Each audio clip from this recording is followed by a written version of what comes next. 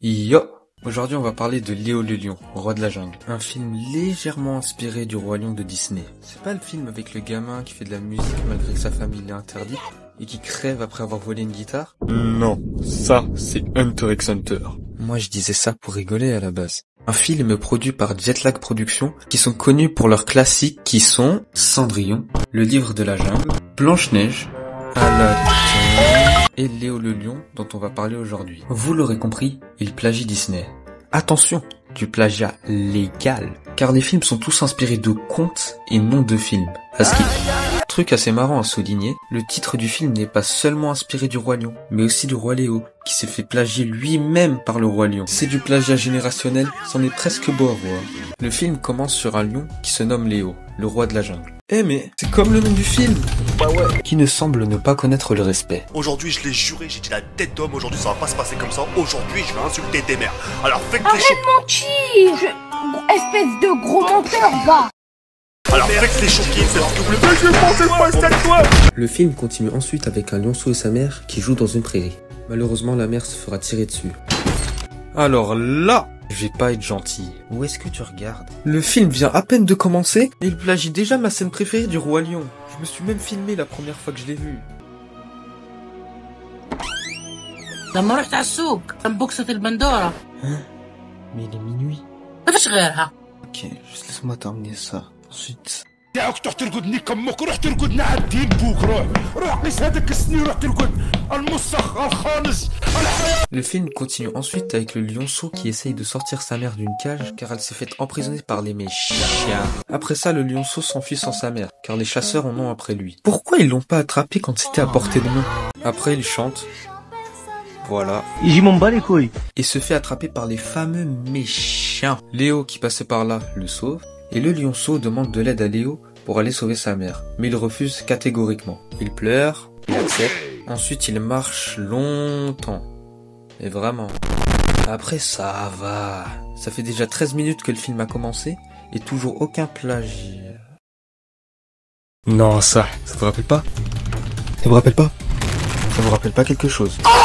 Léo demande ensuite le nom du lionceau, qui dit ne pas en avoir. Et Léo lui donne le nom de Toui. Léo apprend ensuite à Toui l'art de la chasse. Il échoue, il réussit, et lui enseigne l'art du rugissement. Tout un art, en effet. Il échoue. Oui, mais c'est ça, mais fous-toi de ma gueule! Au début du film, il a réussi à rugir. Pourquoi il n'y arrive plus? Ils partent ensuite tous deux sauver la mère de Toui. Ils essayent, ils abandonnent. Il y a quand même un gars qui arrive à mettre un gorille en cage avec un bâton. C'est quoi ces bêtises encore là? Je perds mon temps à regarder de la... Doofenshmirtz. Non, ça, désolé, je voulais pas. Léo demande ensuite aux animaux de la jungle s'ils peuvent lui prêter main forte. Ils refusent naturellement car le roi est ingrat avec eux et souhaite qu'ils s'excusent. Sauf que Léo refuse dû à son sale caractère. Mais Toui arrive à le convaincre dans une négociation digne des plus grands mentalistes de cette terre. Oh, tu étais mon héros! Oh, je suis pas un si mauvais gars. Peut-être bien que oui. Remercions George Bloom pour ce scénario. Je vais te retrouver, toi et toute ta famille. Pour se faire pardonner, Léo décide d'aider les animaux de la jungle. Après, il chante. Voilà.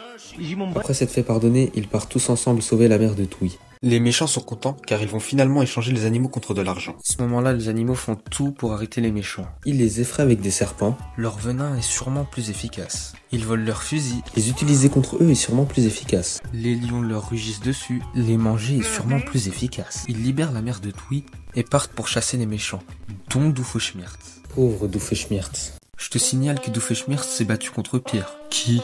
Shigaraki Tomura. Il s'est battu contre lui alors qu'il était à pleine puissance et lui a tenu tête pendant 2 épisodes quand même. On parle de Shigaraki, le bouc qui a fait 7 coups à Deku. Il a abandonné le combat à la fin, mais ce n'est pas par faiblesse mais par sagesse. On ne traumatise pas le Doof, c'est le Doof qui traumatise. Ok, donc, toi à la base t'étais juste là pour filmer et apporter des explications que je t'ai données à l'avance. Donc la prochaine fois que tu parles, tu seras obligé de goûter un holo élastique. Oh non, pas le holo élastique. Les vilains tracent et finissent par se faire capturer. Vous vous souvenez du type qui voulait acheter les animaux? Ah ça non, tu nous en as pas parlé.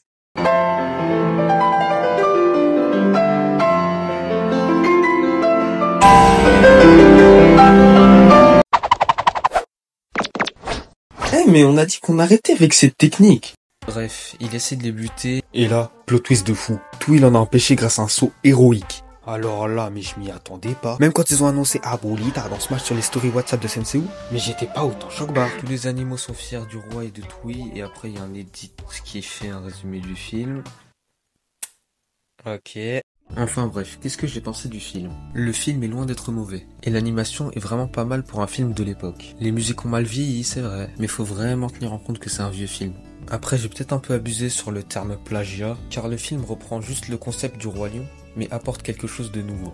À part 2-3 scènes, il ne plagie pas beaucoup le Roi Lion, ce qui m'a vraiment beaucoup surpris. Non, ça vous rappelle pas? Ça vous rappelle pas quelque chose? Merci d'avoir regardé cette première vidéo, j'espère qu'elle vous aura plu. Si c'est pas le cas, allez bien vous faire enculer. Abonnez-vous, likez, partagez, c'est très important. Hein, pas vrai, mais... Sur ce fut un plaisir. Ciao.